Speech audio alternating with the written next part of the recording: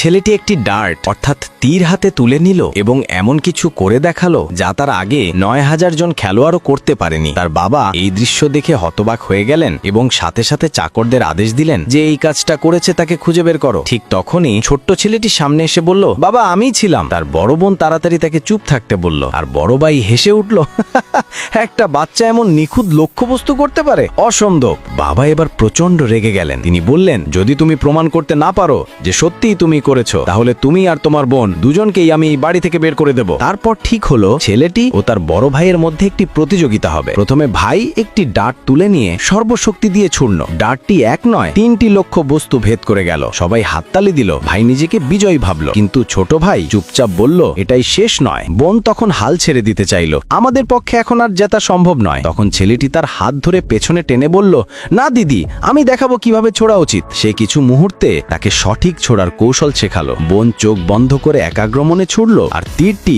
বেগুনি আলোয় ঝলসে উঠল, সোজা সব লক্ষ্যবস্তু ভেদ করে অন্য পারে চলে গেল। জনতা অবাক হয়ে গেল, কিন্তু বড় ভাই হিংসায় পুড়ে বলল, এটা কপাল ছিল, কৌশল নয়। তারপর সে আবার ছোট ভাইকে সরাসরি চ্যালেঞ্জ করলো। বোন রেগে বলল, লজ্জা করো, 7 বছরের এক বাচ্চাকে চ্যালেঞ্জ দিচ্ছ। তবুও ছেলেটি হাসি দিয়ে বলল, আমি রাজি, যদি আমি জিতি তবে তুমি আমাকে তোমার পিঠে বহন করবে। দুজনেই আঙিনায় দাঁড়ালো। ভাই এখনো বুঝতে পারেনি তার প্রতিদ্বন্দ্বী আসলেই একজন ওস্তাদ। সে 4টি ডার্ট তুলে নিয়ে একসাথে ছুড়ল, সবগুলোই লক্ষ্য বস্তুতে আঘাত করলো, এমনকি একটি তীর ভেদ করে ছোট ভাইয়ের দিকে উড়ে এলো। বোন সঙ্গে সঙ্গে ছেলেটির সামনে এসে দাঁড়ালো। তার হাত কেটে গেল। সে বুঝে গেল এটা ইচ্ছা করেই করা হয়েছে। ছোট ভাই এবার আর নিজেকে সামলাতে পারল না। গভীর রাগে বলল, এবার তোমাকে শিক্ষা দিতে হবে। সে 4টি নতুন লক্ষ্য স্থাপন করে চোখে কাপড় বেঁধে একসাথে 8টি ডার্ট ছুড়ে দিল। সবগুলোই নিখুঁতভাবে লক্ষ্য বস্তুতে আঘাত করলো। জনতা স্তম্ভিত। 7 বছরের এক শিশু এমন কীর্তি করলো। ঠিক তখন বড় ভাই পালানোর চেষ্টা করলো, কিন্তু ছোট ভাই তাকে সেই সুযোগ দিল না। তাকে মাটিতে হাঁটু গেড়ে বসিয়ে দিল আর নিজে তার পিঠে উঠে বিজয়ের পতাকা উড়ালো।